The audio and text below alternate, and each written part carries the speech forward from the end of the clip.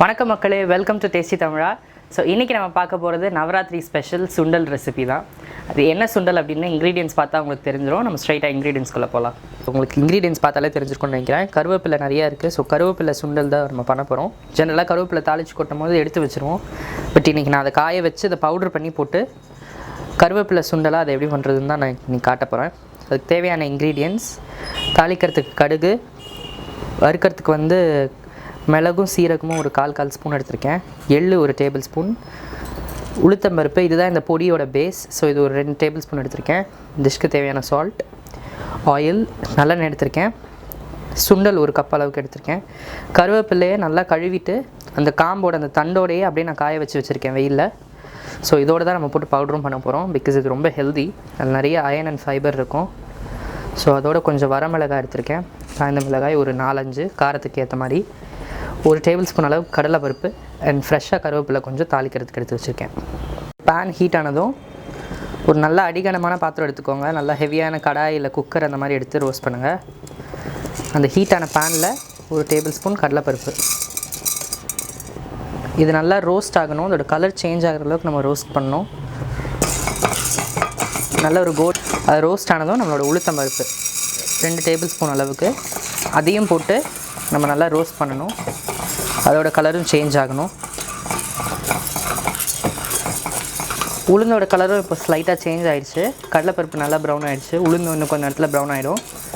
எதுக்கு நம்ம இவ்வளோ ரோஸ்ட் பண்ணுறோம் அப்படின்னா, இந்த பொடி நம்ம அப்படியே சாப்பிடுவோம். கருவேப்பிலை பொடியெலாம் வீட்டில் நம்ம இட்லி பொடியெலாம் பண்ணும்போது. ஸோ இது எந்த அளவுக்கு நம்ம இந்த பேனில் குக் பண்ணுறோமோ அது அந்தளவுக்கு சாப்பிட்றதுக்கு நல்லாயிருக்கும், ரொம்ப நாளும் இருக்கும். ஸோ நம்மளோட உளுந்தும் கலர் சேஞ்ச் ஆகிடுச்சு கோல்டன் கலரில். இந்த ஸ்டேஜில் எள்ளு ஒரு டேபிள் ஸ்பூன், கருப்பு எள்ளு வேணால் நீங்கள் யூஸ் பண்ணிக்கலாம். பட் நான் இன்றைக்கி கருவேப்பிலோட கலர் டாமினண்ட்டாக இருக்கணுன்றதுக்காக வெள்ளை எள்ளு போட்டிருக்கேன். எள்ளு போட்டதும் வெடிச்சிருச்சு. ஸோ மிளகு அண்ட் சீரகம் கால் ஸ்பூன் எடுத்து வச்சுருக்கேன். அது இதில் ஆப்ஷனல், நீங்கள் வேணும்னா பெருங்காயம் போட்டுக்கலாம். பருப்பு நிறைய சேர்க்குறதுனால பெருங்காயம் சேர்க்குறது நல்லது. காஞ்ச மிளகாயும் போட்டுக்கலாம். இதோட அடுப்பு ஆஃப் பண்ணிவிட்டு இதில் நம்மளோட கருவேப்பிலை சும்மா க்ரஷ் பண்ணி போட்டுக்கோங்க. ஸோ மாதிரி தண்டோடு போடுங்க, அதை அப்போ தான் ரொம்ப ஹெல்தி. நான் சொன்ன மாதிரி பெருங்காயம் ஆப்ஷனல், போடுறதா இருந்தால் போட்டுக்கலாம். ஒரு பிஞ்ச் அளவுக்கு சேர்த்துக்கோங்க. அடுப்பு ஆஃப் பண்ணிவிட்டு நான் இதை அப்படியே ஒரு மிக்சியில் போட்டுக்கிறேன். ஸோ இது ஒரு ஆறுனதும் மிக்சியில் போட்டு திரிச்சிக்கலாம். இதுக்கு தேவையான சால்ட் போட்டுக்கிறேன்.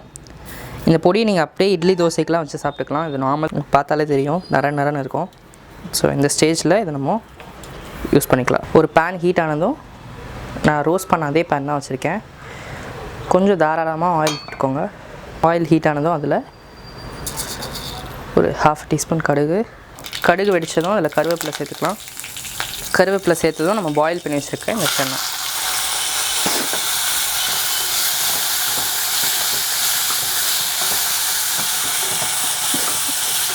மூக்கடலை அதில் ஸ்லைட்டாக ஃப்ரை ஆகணும். அதில் இருக்கிற ஈரம்லாம் போயிட்டு கொஞ்சம் ட்ரையாக ஃப்ரை ஆனதும் நம்மளோட பொடியை போட்டுடலாம்.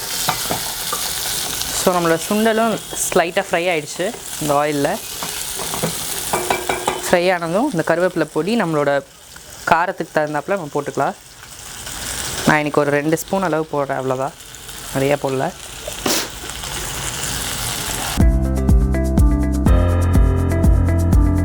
ஸோ நம்மளோட நவராத்திரி ஸ்பெஷல் கருவேப்பிலை சுண்டல் ரெடி. ஸோ இந்த மாதிரி நிறைய தானியங்கள் வச்சு நிறைய ரெசிபீஸ் எடுத்து வச்சுருக்கேன். உங்களுக்கு ஏதாவது ரெசிபீஸ் வேணும் அப்படின்னு நினச்சிங்கன்னா கீழே கமெண்ட் பண்ணுங்கள், நாங்கள் அதை ஃபீச்சர் பண்ணி காட்டுறோம். அண்ட் இந்த ரெசிபி பற்றி சொல்லணும்னா, முன்னாடியே நான் சொன்னேன், கருவேப்பிலை எப்போவுமே தாளிச்சா நம்ம எடுத்து வச்சுருவோம். பட் இந்த டிஷ் நிஜமாகவே ஒரு ரொம்ப ஹெல்தி டிஷ்.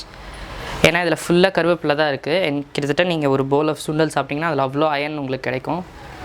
அண்ட் நார்மலாக எப்போவுமே தாளிச்சு சுண்டல் மாதிரி இதை கொடுக்காம இந்த மாதிரி டிஃப்ரெண்ட்டாக தாளித்து கருவேப்பிலை பொடியெலாம் போட்டு தாளித்து கொடுக்கறதுனால ஒரு வேரியேஷனும் உங்களுக்கு கிடைக்கும். ஸோ இதை நிச்சயமாக நீங்கள் ட்ரை பண்ணி பார்க்கணும். அண்ட் ட்ரை பண்ணி பார்த்துட்டு எப்படி இருந்தது அப்படின்றத கீழே எங்களுக்கு கமெண்ட் பண்ணுங்கள். அண்ட் இந்த வீடியோ பிடிச்சிருந்தது அப்படின்னா உங்கள் ஃப்ரெண்ட்ஸ் அண்ட் ஃபேமிலி மத்தியில் ஷேர் பண்ணுங்கள். ஸோ தட் அவங்களுக்கும் இந்த வீடியோ போய் சேரும். இதே மாதிரி இன்னும் டேஸ்டியான சூப்பரான எம்மையான ரெசிபிஸ் எல்லாமே உங்களை சேரணும்னா மறக்காமல் டேஸ்டி தமிழா சேனலுக்கு சப்ஸ்கிரைப் பண்ணுங்கள். பக்கத்தில் இருக்கிற பெல் சிம்பிளையும் சேர்த்து கிளிக் பண்ணுங்கள்.